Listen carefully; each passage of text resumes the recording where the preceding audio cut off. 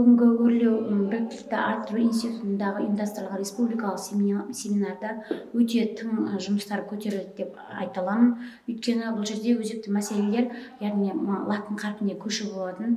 Елбасымыздың 6 басымдығына сай, яғни рухани жаңғыру болашаққа бағдар мақаласының аясында латын қарпіне көшу 2025 жылға дейін болу керектігі туралы айтылған болатын. Осы мәселеде біз өз мектебімізде латын қарпіне көшу мақсатында үйірме жұмыстарын бастап кеттік. Яғни 2017-2018 оқу жылында бастадық.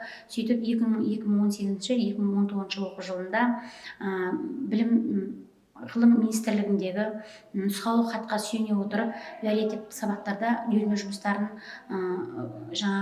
жоспарын құрып істер бастаған болатынбыз.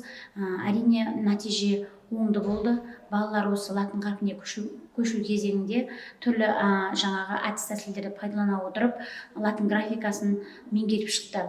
Енді бұл жерде балалардың сауаттылығын арттыру әдіс тәсілдерін дұрыс пайдаланғандықтан болар кириллица мен латын қарпінің екеуінің айырмашылығы байқалды.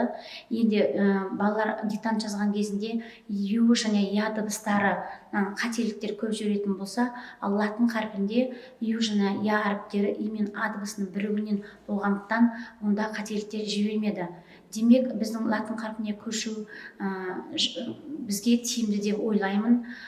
Енді мынау бүгінгі конференцияда бірнеше мақалалар оқылды. Соның аясында Қарағанды облысындағы аға оқушылардың жаңа оқыған баяндамасы өте жақсы деп бағалаймын, және одан аларым мол болды. Қазіргі таңда біз осы өрлеу біліктілігін арттыру институтындағы аға оқытушылармен тығыз байланыстамын. Ол кісілерге алғысым шексіз.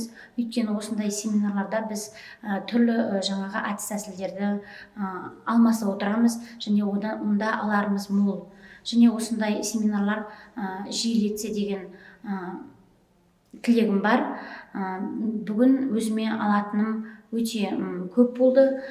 Яғни тың мәселелер осылай көтеріліп, еліміздің республикалық деңгейде мұғалімдер, әріптестер өздерінің пікірлерін ортаға салып, өздерінің әдіс тәсілдерін, тәжірибесін алмасып отырса, нұр үстіне нұр деп ойлаймын.